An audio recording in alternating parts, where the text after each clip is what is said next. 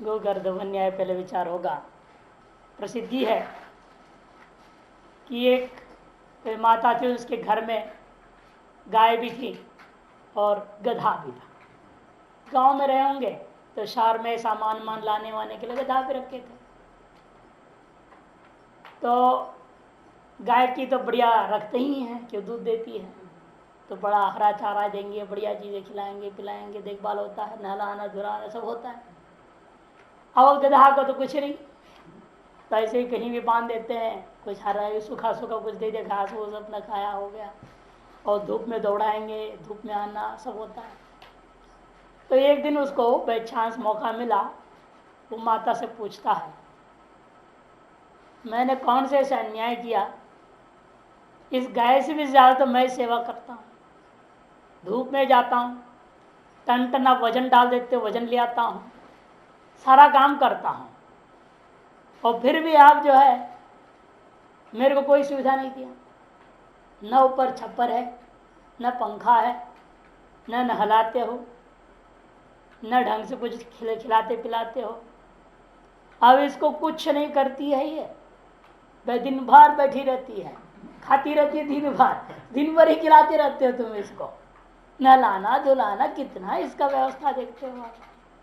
कभी मैं बीमार भी नहीं होता कि मैं मेहनत करता हूँ, और बार बार बीमार होते रहते, बार बार डॉक्टर आते रहते, इसके लिए इंजेक्शन भी देते रहते हैं, इतना इसका पीछे क्यों लगे रहते। आखिर में मैं भी इसमें साथ हूँ, एक ही पशु परिवार है हम लोगों का, वो आपकी सेवा में है, तो दोनों सेवकों को बराबर रखो। तो माता ने पूछा क्या आप चाहते हो, तो ये कि मुझे भी इसके बगल में ही रहने दो, साथ में उसी छप्पर के अंदर। ठीक है, कौन सोचा, माता सोची क्या इसमें समझाना तर्क वितर्क करना, उसको भी रख दिया। रखने तक तो कोई बात नहीं, फिर वो कहने लगा नहीं इसको तो तुम क्या क्या चारा खिलाते हो, पशु आहार खिलाते हो, बीन्स खिलाते हो, दुनिया भी खिलाते हो, मुझे भी खिलाओ। मुझे जो केवल सूखा सूखा घास दे देते हैं, कभी कभी चना दे देते हो, ही क्या है, हमें भी सब खिलाना पड़ा। तब वो कही देखो तो जिंदगी भर रहेगा ना इसके साथ, गाय के साथ में जिंदगी भर रह जाओगे, ऐसा नहीं कोई जन्म भी रह जाओगे तभी तू तो गधा का गधा ही रहेगा, तो गाय नहीं बन सकता। न तो दूध दे सकता है, न दूध दे सकता है, न गाय हो सकते हो। ये तुम्हारे लिए यही चारा है, उसके लिए वही चारा है। तो वही बात कल चल रही थी ना कि वो किसी महात्मा के पास रहने मात्र से हो जाएगा, गाय के साथ गधे को बांध दे तो गाय दूध, गाय के समान गधा थोड़ी दूध देने लगेगा, वही नहीं सकता है। इसलिए ज्ञान और वगैरह अपनी साधना पर है, चाहे किसी के साथ रहो, सेवा करने से इतना कि तुम्हारी अंतर्गुण शुद्धि हो सकती है। चांदोग्य उपनिषद में समाप्ति में सबसे बड़ा ये पॉइंट कहा उन्होंने, सबसे मुख्य चीज है सेवा। गुरु की सेवा से बढ़कर गुरु से पढ़ना भी नहीं है। सेवा करने के बाद यदि बचता है समय तो उस समय पढ़ाई करो, बोला अतिशिष्टेन कालेन वेदान अधीत्य, ऐसा मंत्र है वहां। अतिशिष्ट काल में ही वेदों का अध्ययन करके, और ये देखो कहाँ प्रैक्टिकल अनुभव हुआ है, त्रोटकाचार्य में। वो पूरी सेवा करके आके बैठते थे, सुनते थे, और अन्य लोगों के पेशा से ज्यादा जल्दी पूर्ण ज्ञान उनको ही हुआ, दूसरों को नहीं हुआ। पदाचार्य को, सुरेश्वराचार्य को नहीं हुआ, उन पर ही गुरु कृपा हुई, उनको सबसे पहले ज्ञान हुआ, बाद दूसरों को तो अपने बुद्धि के बल पे हुआ। तो इसीलिए कि साथ में रहने से नहीं होता है, साथ में रहकर सेवा करने से अंतर्गुण शुद्धि जरूर होगी, लेकिन ज्ञानोदय होगा अपने प्रयास से, और सेवा सहयोग देता है कृपा के लिए। स्वामी जी भी यहाँ पर जब आए थे तब क्या बोले थे, हम भगवान की पूजा पाठ कर लेते हैं, उससे क्या मानते कि भगवान के हृदय में हमको एक स्थान मिल जाए, भगवान हमारा ध्यान देते हैं। जब अदृश्य वह परमात्मा के हृदय में तुम स्थान बनाने की कल्पना कर ले रहे हो सेवा के द्वारा,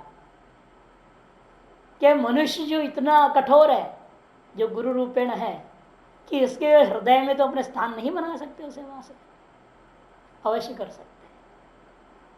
और एक बार स्थान बन जाने का मतलब वही कृपा है, कोई और बाहर से कुछ दिखता नहीं कृपा है, बाहर थोड़ी दिखाई देगा कृपा किया जा रहा है।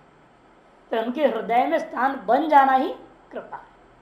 वो मान लिया हाँ भाई ये शिष्य ठीक है, अध्ययन सेवा सब में बिल्कुल सही चल रहा है, उनकी जो संतुष्टि ही कृपा है।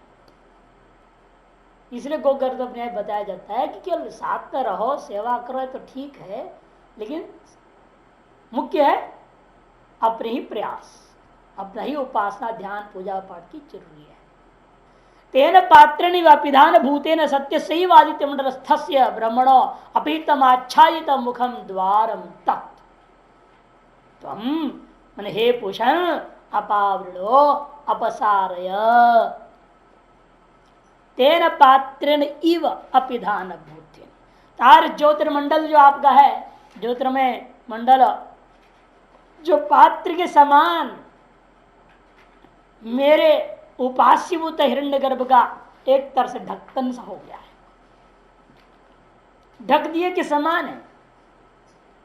घनच्छन्न दृष्टिर घनच्छन्न मर्कम यथा निष्प्रभम मन्यते चाति मूढ़, ये तो कहा है ना, यथा निष्प्रभम मन्यते चाति मूढ़ तथा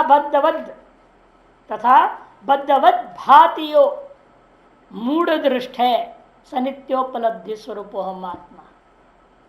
ये कहा गया जैसे सूर्य बादल से ढका हुआ है और आपकी दृष्टि भी बादल से ढके, इसलिए घनच्छन्न मर्कम घनच्छन्न दृष्टि है, और उस पर जब आचरित हो गया अपनी दृष्टि से सूर्य का संपर्क नहीं हो पाया तो मूड क्या समझता है, निष्प्रभम सूर्य, सूर्य का प्रकाश खत्म हो गया, प्रकाशहीन हो गया है। निष्प्रभम मन्यते अतिमूढ़ यथा तथा बद्धवद मन्यते, स्वयं के बारे में उसी प्रकार से बद्ध समझ रहा है, बद्धवद भाति, यो मूढ़ दृष्ट है। सानित्योपलब्धि स्वरूप आत्मा, वास्तव में वह आत्मा जो मेरा स्वरूभूत है नित्य उपलब्धि रूपा है, उसमें ढक ही नहीं सकता है। लेकिन आदि तक ढक्कन के समान, ढक्कन क्षण मात्र के लिए जैसे बादल ढक जाता है वैसे अपनी एक शास्त्र दृष्टि का न होने से अज्ञान रूपी ढक्कन के समान ढक्कन है। अज्ञान कोई ढक्कन नाम की चीज नहीं, अज्ञान नाम की चीज ही नहीं है। ये तो जब तक मुझे अपने स्वरूपानुभूति नहीं होता, जब तक द्वैत में सत्यता के भान हो रहा है, तावत काल पर्यंत हम मान लेते कोई अविद्या नाम की चीज है, माया नाम की चीज ढक रहा है। इसे यहां पर भी अगर पात्रण ईव ढक्कन के समान है, वो ढक्कन वाक्य में है नहीं, कोई ढक्कन होता नहीं है, और ढक जाए हो गया फिर स्वप्रकाश को ढक देंगे तो कोई ढक्कन कौन खोल पाएगा, फिर कोई नहीं खोल सकेगा। जैसे ढक्कन के समान ढक्कन है, वो ढक्कन नहीं होता। लेकिन अतिमूढ़ पुरुष जो विवेकहीन होने के नाते है वो ढक गया समझ लेता है, अविद्या से आवृत हो गया। तो प्रक्रिया समझा, अध्यारोपवादाभ्यम निष्प्रपंचम प्रपंच न्याय के आधार पर हम लोग पहले माया अविद्या मान लेते हैं। मान लो एक अविद्या नाम की चीज है, वो अनादिकाल से रहती है, वो तुमको ढक के रखी है ना। अज्ञान आवृत ज्ञान, अज्ञान से आवृत है ज्ञान, धूमिनेता वन्नी, ऐसे करके जैसा दृष्टांत तो उनसे हम लोग समझा देते हैं। एक प्रक्रिया है अपवाद की, अध्यारोप की प्रक्रिया है। फिर जब अपवाद करते हैं तो क्रमशः एक अपवाद करता हुआ अलग अलग स्तरों में उसे पूर्व को सत्य मानते मानते अंत में कहते विद्या ही नहीं है, माया ही नहीं है, केवल ब्रह्म है, एकमेव अद्वितीय।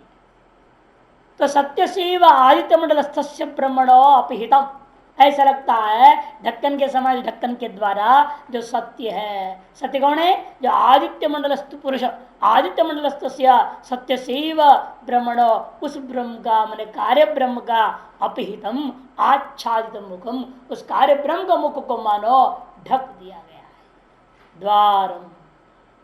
इसलिए मुखम कर दिया द्वारम, उसे चेहरे को ढक दिया, उन्हें बाकी शरीर दिख रहा है ऐसा अर्थ भी नहीं करने का, इसलिए कह दिया द्वार ही बंद हो गया। अर्थात हिरण्यगर्भ प्राप्ति में, कार्यब्रह्म प्राप्ति में जो अवरोधक हो गया, उस अवरोधक को हे पूषण तुम अपावृणो, हे पोषण, हे पूषा देवता, आप जो है उसको हटाइए, उस व्यवधान को, उस बाधक को, उस अवरोधक को दूर कर दीजिए। यहां पूषण शब्द भी जान के प्रयोग किया, क्योंकि वास्तव में पूषा कौन होता है? सूर्य के एक नाम में से है, हिरण्यगर्भ, जो सूर्य मंडलस्थ पुरुष है, जो सूर्य देवता हम लोग कहते हैं, या कार्य ब्रह्म है तदभिमानी, उसको हम लोग पूषण शब्द से कह रहे हैं। लेकिन वास्तव में यहाँ जो प्रयोग किया इस मंत्र पूषण, ये अपने गुरु के लिए प्रार्थना है, क्योंकि पुष्यति पोष्टा, पूषा, जो पोषण करे उसका नाम पूषा। पोषण कौन करता है? एक तो आप एक दृष्टिकोण है जो हमारे वीर आदि का पोषण करने वाला, कि पुष धातु से निष्पन्न है पूषा शब्द, इसलिए पुष्यति पोष्टा के आधार पर यह होता है कि हमारे शरीर के अंदर सत्ता, स्फूर्ति, शक्ति, सामर्थ्य वगैरह प्रदान करने वाला परमात्मा पूषा, ऐसा अर्थ होता है। सामान्य रूप में यही लिया जाता है। अगले श्लोक, अगले मंत्र में वही अर्थ लेंगे हम, लेकिन यह वो अर्थ नहीं लेंगे। यह जो है कि हमारे ज्ञान की सफलता के लिए, हमारी उपासना की सफलता के लिए हम उस ज्ञान और उपासना को देने वाले गुरु से प्रार्थना करेंगे। और गुरु वास्तव में कौन होता है? वह कार्य ब्रह्म ही असली गुरु है। स सर्वेशा में गुरु हो, कालेन अनवच्छेदा।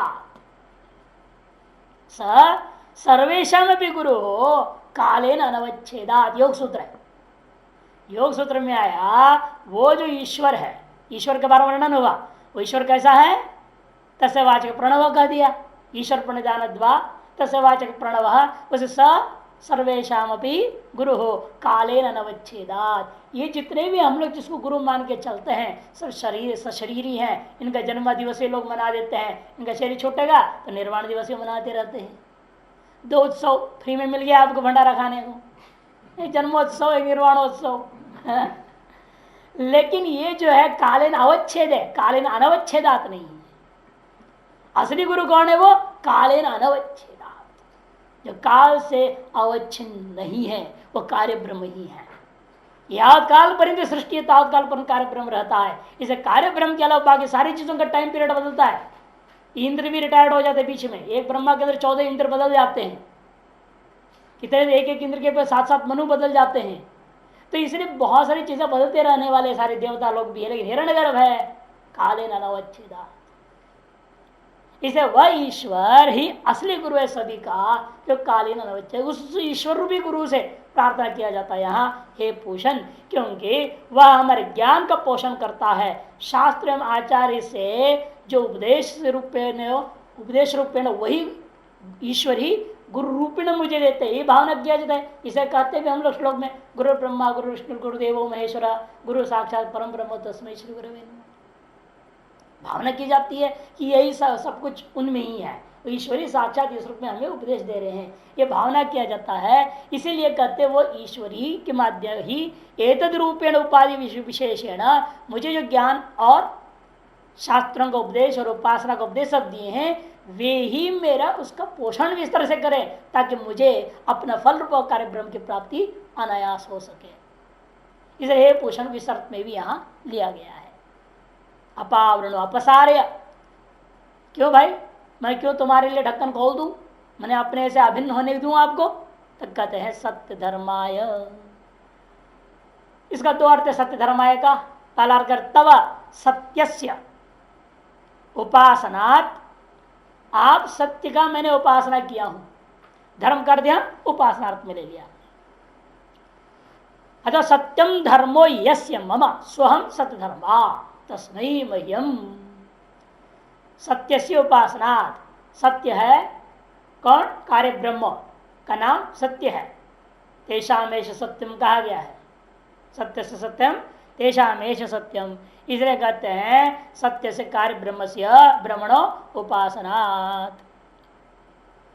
सत्याख्यम ब्रह्म एव धर्मो यस्य, सत्यम धर्मो यस्य का मतलब क्या? सत्याख्यम कार्य ब्रह्म हिरण्यगर्भ एव धर्मो माने उपास्यो यस्य स सत्य धर्म। तस्मै सत्य धर्माय मह्यम, स्वयं सत्य धर्मा, ऐसे जो मैं, मुझे क्या कहा जाएगा, सत्य धर्मा नाम हो गया। यहां तक समास बता दिया। तस्मै चतुर्थी सत्य धर्माय मह्यम, एक अर्थ हुआ।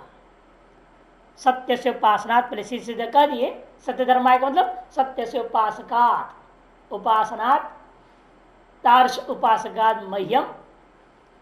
तो उसको और स्पष्ट करने के लिए विग्रह वाक्य दिखा दे, सत्यम धर्मो यस्य मम तादृशं स्वहं सत्य धर्मा तस्मै चतुर्थ लाया मह्यम सत्य धर्माय चतुर्थी। नीचे 4 नंबर टिप्पणी भी कर दिए। इसलिए उपासनाख्य धर्मस्य, उपासना यहां पर धर्म शब्द का अर्थ क्या है, उपासना लेना।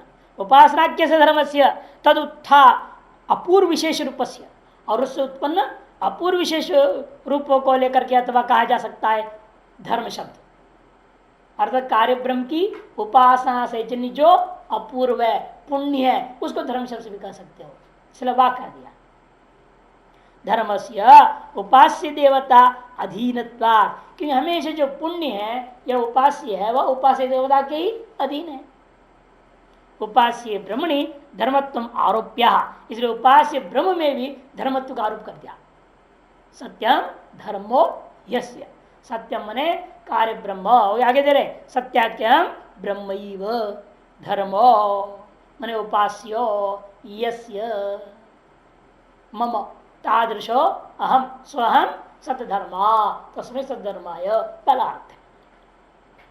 अथवा दूसरा अर्थ करते भाष्यकार, धर्म विशेषण व सत्य शब्द, अथवा क्या करना, सत्य शब्द को धर्म का विशेषण कर दो। कैसे तब होगा, यथाभूत से धर्म से अनुष्ठात्रे, क्योंकि जो धर्म मेरे लिए विहित था श्रुति स्मृतियों में, मुझको, मुझ साधक को, मुझ उपासक को जो जो धर्म विहित है, क्या क्या धर्म विहित है, वर्णाश्रम अनुसरण अलग अलग। यदि उपासक ब्राह्मण है, गृहस्थाश्रम में है, तो उस ब्राह्मण वर्ण के लिए विहित और गृहस्थाश्रम के लिए विहित जो जो धर्म है, कर्म है, वो उपासना है, वो सब का अनुष्ठान करने वाला मैं, ऐसा मेरे लिए यह अर्थ होगा। धर्म शब्द का विशेषण सत्य, सत्य मतलब यह विहित जो धर्म, विहित जो कर्म, धर्म विशेषण व सत्य शब्द। तथा च सत्यो धर्मो यस्य इत्य विग्रह, ऐसा भी कर सकते, सत्यो धर्मो यस्य, सत्य मने अवितत है, अवितत मने यथा विहित है, यथाभूत है। इसलिए भाषा क्या कर देते हैं, यथाभूतस्य, सत्य से अर्थ कर दिया यथाभूतस्य धर्मस्य अनुष्ठात्रे। यथाभूत धर्म का मतलब क्या, अपने वर्ण और आश्रमानुसार न जो जो विहित धर्म कर्म उपासनाएं हैं उन सब को अनुष्ठान करने वाला मुझ के लिए, दृष्ट दर्शन के लिए, तव सत्यात्मने उपलब्ध। दृष्टि का मतलब आप सत्यात्मा का, आप जो मेरा लक्ष्यभूत हिरण्यगर्भ की प्राप्ति है, उस प्राप्ति के लिए आप इस ढक्कन रूपा, ढक्कन जो ज्योतिर्मय मंडल है उसको आप हटाइए। यदि वो कहेगा मैं हटाऊंगा कैसे, मेरे से भिन्न होता तब तो हटाता मैं, हैं? यदि आपको कहा अरे आपने चादर हटाओ, तो आप चादर हटा सकते हो, क्यों, आपसे भिन्न है ना, आपसे ऊपर है। अरे आप अपने आप को हटा दो, कैसे हटा देंगे, है अपने स्वरूप को कैसे हटा दो। सूर्य कह सकता है, वो देवता आदित्य मंडल पुरुष भी कह सकता है, ये जो ज्योतिर्मय मंडल है मेरे स्वरूप है, मैं इसको कैसे हटा दूंगा। रश्मीन समूह अगला मंत्र में कहेंगे, अपवार्य की व्याख्या कर देंगे। अपवार्य का मतलब क्या होता है, जैसे आप रात होने लगता है, सूर्यास्त होने लगते हो, तब क्या करते हो, आप अपने सारे रश्मियों को ले लेते हो, बस इसी का नाम अपसार है। तद्वत अगले मंत्र स्पष्ट कर देंगे, रश्मीन व्यूह समूह करके अगले मंत्र में आएगा। अब उक्त प्रार्थना को और पुष्ट करने के लिए अनेकों विशेषण देगा। पहले एक विशेषण से वह ईश्वराभिन्न गुरु दृष्टिया कर दिया गया था, अब उस ईश्वर को सीधे ही कह देना है। पूषण्ये कर्षेयम सूर्य प्राजापत्य व्यूह रश्मीन समूह तेजो यत्ते रूपम कल्याणतमं तत्ते पश्याम यो सावसो पुरुषः सोऽहमस्मि। यो असौ असौ पुरुष सो अहम अस्मि। ये देखिए इसी का नाम अंग्रोपासना।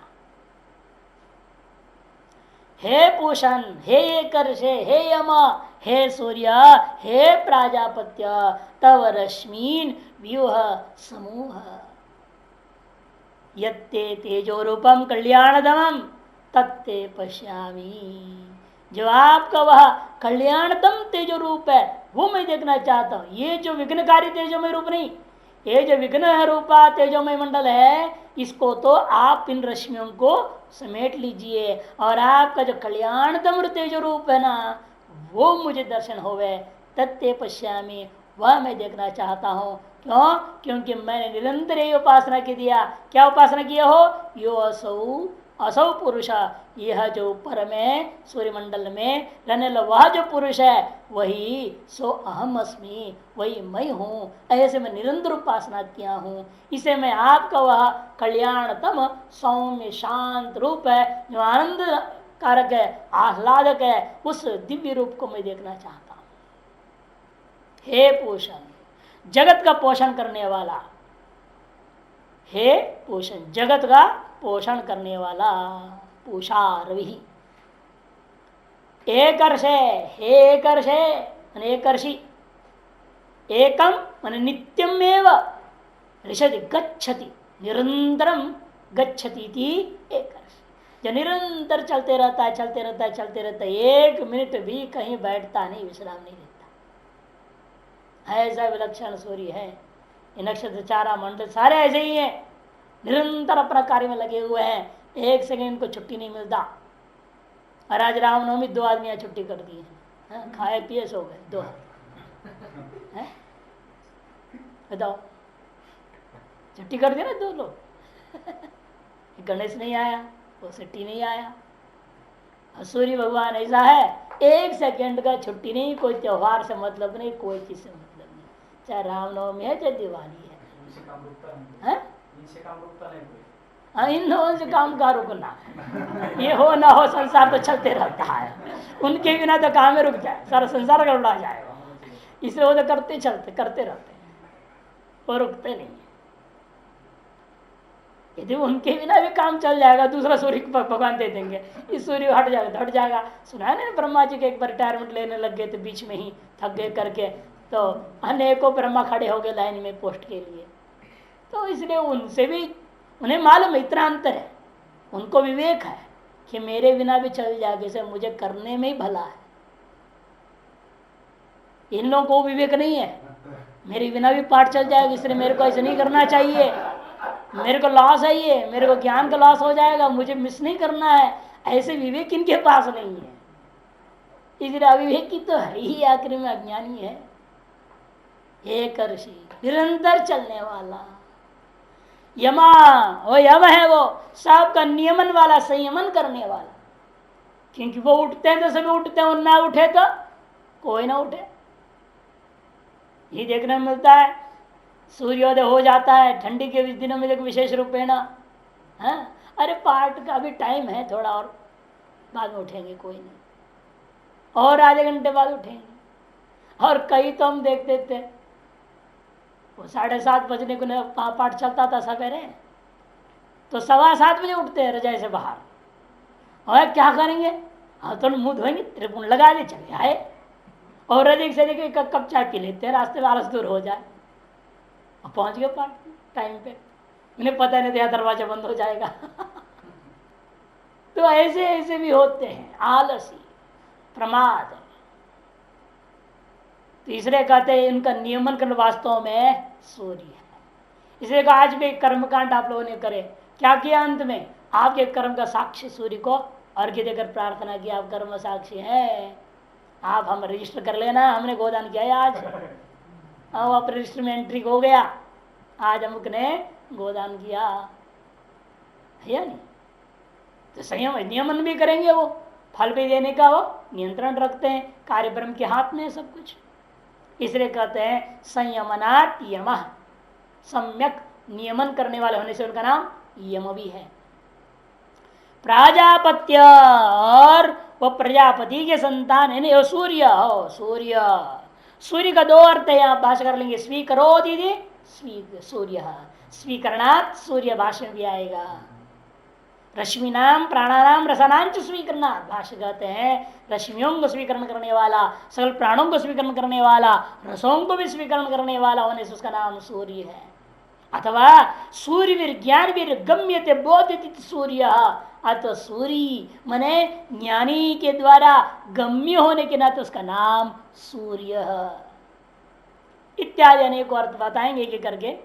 ऐसा जो आप सूर्य हैं, और क्या है आप? प्राजापत्य। प्राजापत्य प्रजापति का अपत्य हे प्राजापत्य, प्रजापति अपत्यम प्राजापत्य। कि कहा गया प्रजा कामो वही प्रजापति ही तपस्तप्त्वा मिथुन उदपादित रईंच प्राणंच आदित्य वही प्राण इत्य श्रुते है। प्राण प्रश्नोत्तर रई और प्राण दो की पुस्तक हुई ना, उसमें कहा गया था प्राण क्या है? आदित्य है। रई कौन है? चंद्रमा है। ये कहा है ना, वो मंत्र प्रमाण हो गया। इसलिए इस आदित्य को हम क्या कहेंगे? प्रजापति का संतान, प्राजापत्य भी कह दिया जाता है। प्रजा की कामनाओं से वह प्रजापति ने तप किया, तप करने से एक मिथुन को पैदा किया। वो मिथुन कौन जोड़े? एक का नाम सूर्य, दूसरे का नाम चंद्र, एक का नाम प्राण, दूसरे का नाम रई, रई इत्यादि। वहां उपनिषद है प्रमाण, उसके आधार पर इसका नाम प्राजापत्य पड़ गया। व्यूह रश्मीन समूह, देखो आ गया ना। आप जो है अपने रश्मियों को व्यूह समूह, व्यूह ने विगमय रश्मिन स्वन, अपने रश्मियों को हटाइए। हटाऊंगा कैसे? मन एक ही करो सम्यक ऊह, ऊह वितर के धातु है, आत्रपदी होने से शब्द प्रयोग हो रहा है, धातु उपसर्ग पूर्वक व्यूह हो गया है। उपसंहर तेज तापकम ज्योति ही, आपके जो तापक ज्योति को उपसंहार करो, कल्याणतम ज्योति को नहीं। आपकी ज्योति का दो स्वरूप है, एक तापक ज्योति, एक कल्याणतम ज्योति। एक तापक तेज, एक कल्याणतम तेज। आप अपने तापक तेज को उपसंहरण कर लेना, कल्याणतम तेज को दर्शन करने को अवसर देना। तत्ते, इसलिए आगे क्या कह रहा है देखो, ये तेजो यत ते कल्याणतम रूपम, आपका ते मने तवा, यत कल्याणतम तेजोमय रूपम, आपका जो कल्याणतम तेजोमय रूप है, तत् उसको ते पश्यामि ते तत्, आपका जो वह रूप को मैं अनुभव करूंगा, दर्शन करूंगा। ऐसे कैसे तुम कर सकते हो? फ्री फंड का है क्या किया है तुमने, ये तुमको दर्शन दे दूंगा? तब कहते हैं नहीं महाराज, सारा जिंदगी तो मैंने आपके पीछे लगा दिया है, सारा जीवन मैंने यही चिंतन किया, क्या यो असौ असौ पुरुष, यह जो आदित्य मंडलस्थ पुरुष है, वह जो पुरुष वही सो अहम, वही मैं हूं। इस प्रकार निरंतर मैंने उपासना की है, अतः मैं आपके कल्याणतम रूप का दर्शन करने के अधिकारी हूं। अतः मेरे लिए आप अपने रश्मियों को, तापक रश्मियों को आप समेट लीजिए और कल्याणतम स्वरूप का दर्शन दीजिए। भाष्य पोषण आत्मार्थ अनुकूलित भगवंतम सत्यात्मान बहुमानम संपोधय नाह, अपने अनुकूल, आत्मार्थ मैंने अपना प्रयोजन क्या है? ब्रह्मलोक प्राप्ति, उसके अनुकूल करने के लिए उस भगवान को जो कि सत्यात्मा है, हिरण्यगर्भ है, बहुत सम्मान वाला है, उसको संबोधन नाहा, संबोधन करता हुआ कहा जा रहा है। क्या कहा गया? पोषण नीति, हे पोषण, जगत पोषणा, यहाँ अर्थ लेंगे। वहां सर्वशास्त्र उपदेष्टत्वात् और यहाँ जगत पोषणात्। ज्ञानोपास, ज्ञान कर उपास, सारे का उपदेश पहले कौन दिया? उसने ही दिया है सबको, उसने ही शास्त्रों को पहले दिया।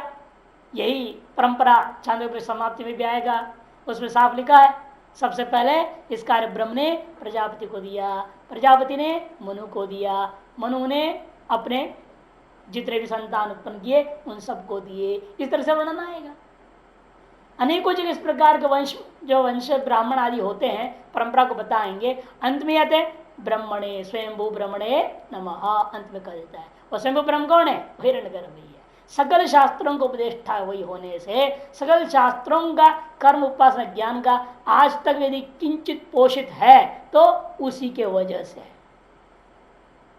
वही ये न के न प्रकार जिस किसी के भी माध्यम से, जिस किसी उपाधि के माध्यम से वो उपदेश देता है संसार में और उसको बनाए रखता है। अतएव यह धर्म सनातन है और कभी मिट नहीं सकता। कि जो हिरण्यगर्भ नहीं मिट सकता है तो धर्म कहां से मिटेगा? उपदेश, उसका उपदेश भी नहीं मिटेगा। यावत काल पर्यंत हिरण्यगर्भ है तावत काल पर्यंत धर्म एन प्रकारेण यद किंचित उपाधि के द्वारा उपदेश दिया जाते रहेगा। कोई ना कोई से प्राप्त करते रहेगा, कोई ना कोई धारण करते रहेगा। इसलिए इसकी सनातनत्व सदा रहता है। एक की संख्या न्यूनाधिक होता है, धारण करने वालों की संख्या में न्यूनाधिक भले ही हो जाते युग भेदात अधिकारी भेदात, क्योंकि हर युग का अधिकारी जो जीव जन्म ले रहे हैं अलग अलग क्षमता वाले, अलग अलग सामर्थ्य वाले, अलग अलग प्रकार के वासना और संस्कार वाले होते हैं। अतएव सत्युग में 100% सनातन धर्मी थे, है कि नहीं? फिर धीरे धीरे वही आता है, आगे जा करके बहिष्कार कर दे देश से बाहर। इसका मतलब क्या? पूरी पृथ्वी का कोई राजा नहीं रह गया। जो राजा था अपनी सीमा से बाहर दूसरे कर दे। इसका मतलब क्या? वह भी पूरे पृथ्वी पर राजा नहीं बन पाया। कह देते हम लोग प्रशंसा पृथ्वीपति कह देते सब राजा को, लेकिन सब पृथ्वीपति थोड़े थे। ययाति राजा ने क्या किया था? अपने बेटा को अपने साम्राज्य से बाहर कर दिया। अपने बच्चों को कहा तुम लोग मेरा आज्ञा का पालन नहीं किया, अपने जवानी मुझे नहीं दिया, गेट आउट बोल दे देश से बाहर। और जा करके यवन को बसा। उसी यवन का अपभ्रंश है यूनान, युगांडा आज भी है। हम लोग यवन लोग है, ये लोग यवन लोग कहते हैं ना आज भी। टर्की वगैरह सारा क्षेत्र ही है। मैंने वहीं तक हमारा भारत था, ययाति राजा था, पूरी पृथ्वी का राजा ही नहीं था। फिर वो क्या हुए? अब वहां उनको कोई गुरु नहीं रहा। जो क्षत्रिय था यहां से निकाल दिया गया, वो क्षत्रिय गुरु बन गया। गुरु बन गया तो भ्रष्टाचार हो गया वहां पे, शास्त्र परंपरा के विरुद्ध। नतीजा आप देख रहे हैं आज वहां क्या है? यहाँ कुछ तो वेद पाठ हो रहा है, कुछ तो सनातन का पालन हो रहा है, वहां पूरी भ्रष्टाचार धर्म दृष्टिया। हाँ, भौतिक कर्म दृष्टिया तो वहां ठीक है, यहाँ भ्रष्टाचार जाता है। यहाँ घुस दिए बिना कोई काम होता नहीं है। हाँ, एक पत्ते जो है, एक पेपर जो होता है वो हाथी से ज्यादा भारी हो जाता है घूस नहीं है तो। अब घूस दिया तो आंधी जैसे चल जाता है फटाक से, कहां से कहां पहुंच जाएगा कागज। तो भौतिक दृष्टिया वहां व्यवस्था ठीक है, यहाँ अव्यवस्था है। क्यों? यहाँ ज्यादा प्राधान्यता हम देते हैं आध्यात्म दृष्टिकोण से, लेकिन ये भूल गए हैं वो अध्यात्म बिना भौतिक व्यवस्था का चलता नहीं। भौतिक व्यवस्था की शुद्धि के बिना आध्यात्मिक शुद्धि नहीं हो सकती है, ये भूल गए लोग। और अपने आप बड़े धार्मिक समझते हैं और पूरी भ्रष्टाचार करते रहते हैं। त्रिपुंड लगाएंगे, तिलक लगाएंगे। आप देखो दिल्ली में सेक्रेटरीट में बहुत सारे दक्षिण भारत के पंडित संडितगान नौकरी कर रहे हैं, नौकरी कर रहे हैं ना। आपके यहाँ जो पंडित आए थे उद्घाटन में, वो भी सेक्रेटरीट में नौकरी करते हैं, दोनों पंडित। और वहां जो नौकरी कर रहे हैं बिना घूस लिए काम कर रहे हैं, क्या है? इम्पॉसिबल, सपने में भी संभव नहीं है। और ब्राह्मण भ्रष्ट हुआ कि नहीं हुआ वहां पे? ये बहुत कठिन काम है। कहने के लिए बाहर से हम वेद पाठ कर रहे हैं, पंडित है, सब कुछ है, वास्तव में नहीं। जब हमारे सामने बैठे हमने वही पूछा ना उनको, आपके ब्राह्मणत्व क्या रह गया? श्रुति क्या कहती है, स्मृति क्या कहती है, उसके अनुसार कहाँ है आप? एक बार जब नौकरी में गया वो ब्राह्मण खत्म है। ब्राह्मण नहीं, सरकारी नौकरी जो कर दे विशेष रूपेण, ब्राह्मण नहीं हो सकता। शूद्र कार्य कर रहा है, कर्म तो शूद्र हो ही गया है, और वहां की सारी भ्रष्टाचार में लिप्त होना पड़ता है, पाप का भागी हो गया। जो सर्वजन हित सोचने वाला, अब क्षुद्र एक राजा की क्षुद्र इच्छाओं के अनुरूप चलना पड़ता है और सारे देश की जनता के साथ अन्याय करता है। भ्रष्ट हो गया कि नहीं? से नौकरी करना हमने तो करके देखा है ना। अब जितना भी कोशिश करो ईमानदारी से करो, नहीं कर सकते तो छोड़ना पड़ा। छोड़ो नौकरी, बेकार है। जब सच्चाई से जी नहीं सकते हैं, एक शौक थे, वैसे करने की जरूरत भी नहीं थी, घर वाले बड़े नाराज, तुम नौकरी में गए क्यों। हमने कहा देखते हैं तमाशा क्या होता है नौकरी में। लोग कहते हैं नौकरी नौकरी, सारी दुनिया भाग रही है नौकरी के पीछे, क्या है इसमें। देखा तो मैंने कि बिल्कुल बेकार। आदमी को गधा बनना है तो नौकरी में जाना चाहिए, कुछ नहीं, आपके दिमाग काम नहीं कर सकता। जो ऊपर से आदेश आ रहा है 400 विषय करने को वो करना है, उसकी विरुद्ध आप इधर से उधर कर दिया तो गला पकड़ा जाए तुरंत। गर्दनिया पासपोर्ट बोलते हैं hold by neck can put him out, गर्दनिया पासपोर्ट, ये मुश्किल हो जाता है। इसलिए ये जो कहते हैं कि पोषण जो होता है जगत का पोषण वही कर सकते हो निष्काम भाव से कार्य कर।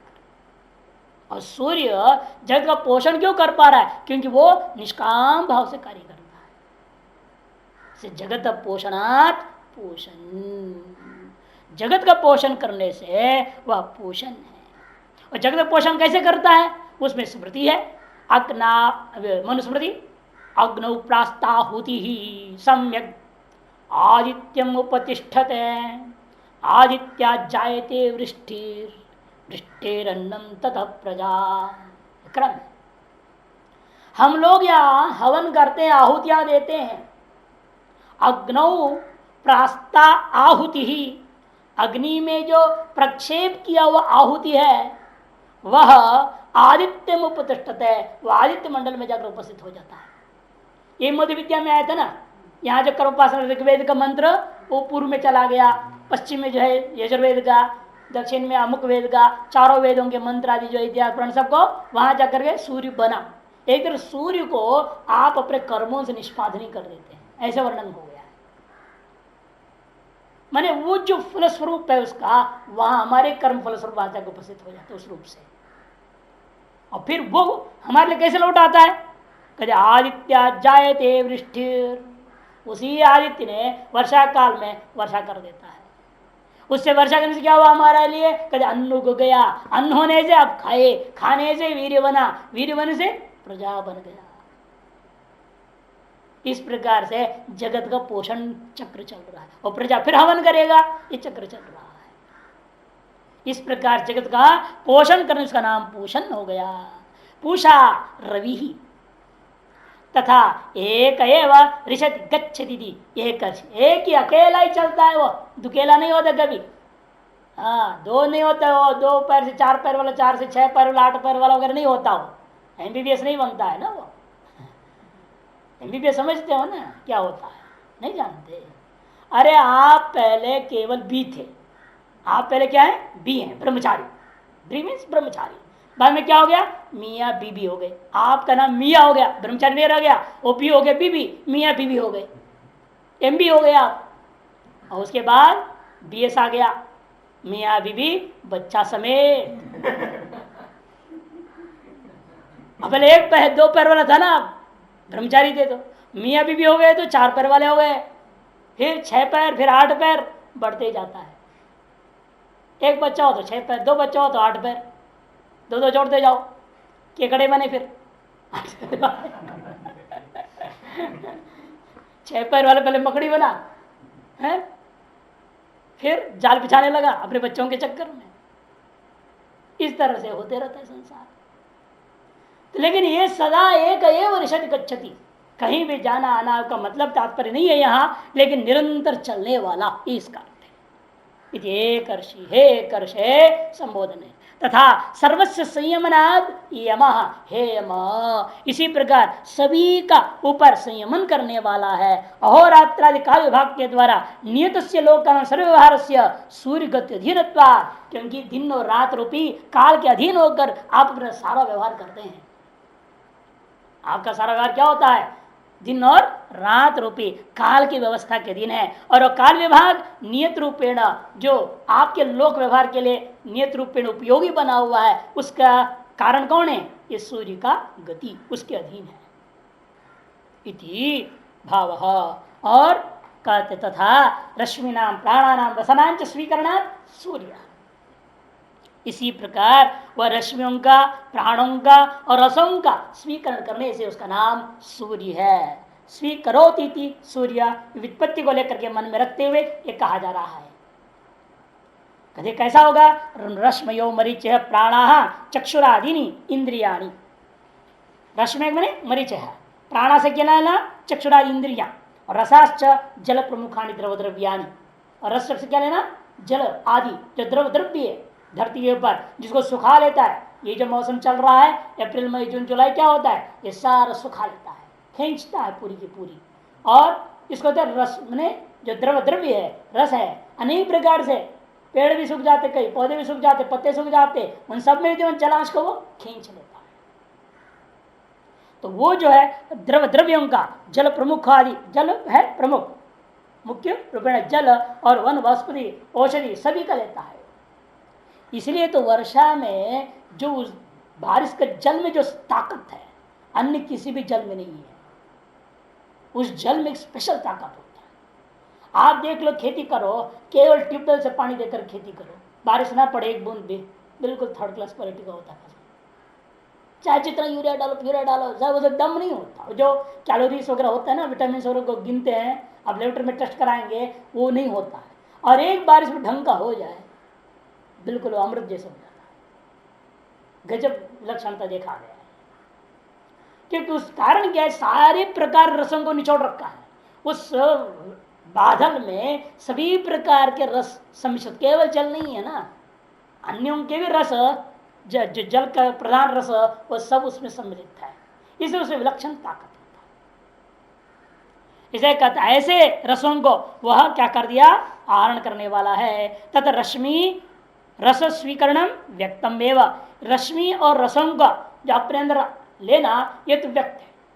रश्मियों को हर दिन शाम होते हुए सूर्यास्त करने होता है, सार रश्मियों को अपने अंदर समेट ले रहा है, ये तो व्यक्त है, स्पष्ट दिख रहा है। हम लोगों को रसों को भी खींच ले रहा है, स्पष्ट दिख रहा है। कोई भी चीज बाहर देखो, आयुर्वेद वगैरह में क्या करते हैं, घुटाई कर देते हैं, वो गीला होते सुखाने के लिए क्या करते हैं? सूर्य के सामने रख देते हैं। आजकल तो मशीन आ गया, डिहाइड्रेटर्स मशीन आ गया, गोलियां वगैरह मशीनों से बन जाते, धूप तो दिखाते ही नहीं है, इसलिए गोलियों में दम भी नहीं होता है। वो जो सूर्य के किरण से जो विटामिन डी विटामिन ई वगैरह आता है, अनेक प्रकार विटामिन, वो थोड़ी मिल जाएगी मशीन में। मशीन में कहाँ से होगा? और उसके केमिकल्स मिलाते, फिर वो विटामिन ई मिलाओ, विटामिन डी मिलाओ, अरे वो सब आर्टिफिशियल मिला के क्या होगा भगवान जाने। खाए जा रहे हम लोग भी गोलियां, लेकिन आंख बंद करके ठीक है, जो हो रहा है जो कुछ ना कुछ तो होगा, नहीं भी होगा तो क्या फर्क पड़ना है। प्रार्थ कर मार्सन यावत काल भोग है, वो तो चलना, ये भी नाश्ता में आ गया हमारे नंबर में। तो नाश्ते के साथ 2 गोली खा लेना है, रेगुलर नाश्ता unchangeable, same thing will continue. बाकी सब नाश्ते तो बदल भी सकते हैं, लेकिन वो नाश्ता नहीं बदलेगा, वही खाना है। हाँ, lunch dinner are not only नाश्ता, not only breakfast. Before breakfast, before lunch, before dinner, many people take 6 times depending upon the disease. खाली पेट लो, सोने से पहले से लो, इसके साथ लो, उसके साथ लो, बड़े ड्रामा पाएंगे। तो इसलिए कहते हैं कि ये तो स्पष्ट है, तो इसमें अब क्या कहना है। लेकिन प्राणों के बारे में तो श्रुति के आधार पर बोलना पड़ता है। प्राणान स्वीकरणम दो प्रश्नोपनिषदि वक्षते, देखिए प्रश्नोपनिषदि ला रहे हैं। अथा आदित्य उदयन यत् प्राचीन दिशम प्रविशति तेन प्राच्यान प्राणान रश्मि सन्निधत्ते यद दक्षिणाम यद प्रतीचिम यद उदीचिम यदो यदूर्ध्वम यद अंतरादिशो तत् यत् सर्वं प्रकाशयति तेन सर्वान् प्राणान रश्मि सन्निधत्ते इति।